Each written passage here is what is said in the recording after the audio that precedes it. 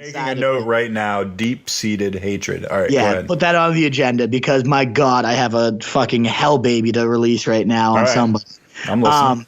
But Gronk, if you're in a bind, if you're in an owner such as yourself, and you lost Gronk this week, there's a decent chance you didn't have a backup option, even though Gronk is, obviously injury prone, so it would have made sense to have a backup plan. Hopefully you do, but here's a few names that you could potentially look at in case you lost out on Gronk this week.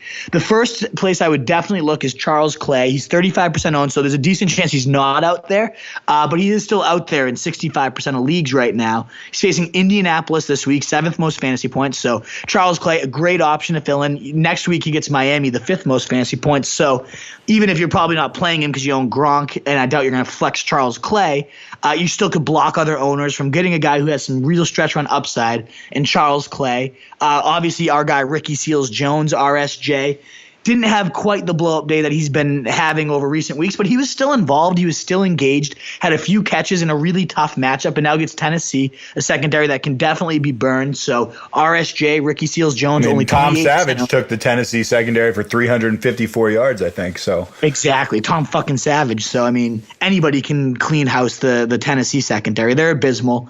So Ricky Seals-Jones, definitely an option to look for. Especially, we've talked about this over and over again, but gets Washington in week 15 and then the Giants in week 16. Obviously, again, you own Gronk. You're not playing Ricky Seals-Jones over him, but you're still blocking somebody from a tight end that could really explode down the stretch here while also helping yourself out for week 14.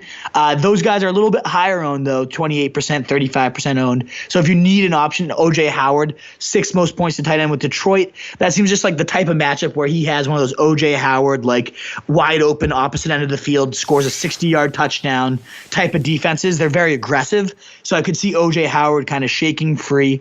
And only 24% owned. But then if you really need to dig deep, and all three of those guys are gone, I don't know if you're looking right now for if any of these guys are there for you. Looking, and I don't think any of those three guys are available, just to be honest. So here's RSJ might be there. RSJ, I think, is probably there. He might be 28% owned, so he could be there. But if not, here's three guys that are 5% owned or less, so almost a guarantee to be out there at this point. One of them would be David Njoku, whatever the way you pronounce that, for the Browns. You're talking about Cleveland's tight end? Yeah, okay.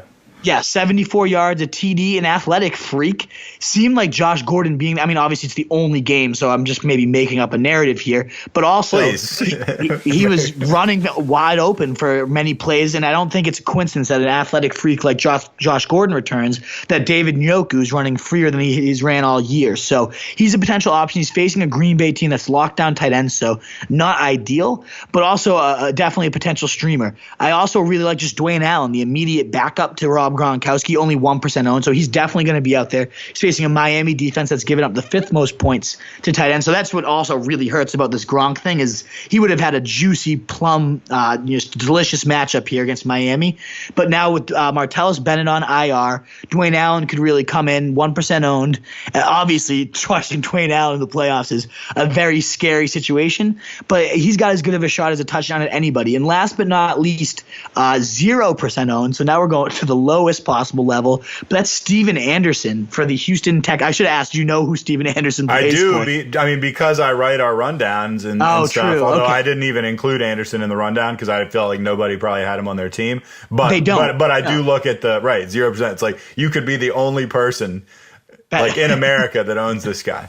And I do know who he is. The only reason he's a name to even monitor, he wouldn't have been on anyone's team last week because CJ Fedorowicz would have been the guy, but he got hurt, probably likely to miss this week. And then Steven Anderson with Fedorowicz out last week. You said Tom Savage rumbled. He absolutely did. Anderson caught 5 passes, 79 yards, and a TD in that absence. And was just kind of all over the field, especially in that 2-minute situation while they were churning out at the end of the game. He was kind of Savage's late game boy. Who knows if Savage is even going to be the guy at this point. How about that collapse, by the way? I don't know if you saw that game, but it was like 4th and 4, and they got 3 straight – the same guy got 3 straight false start penalties.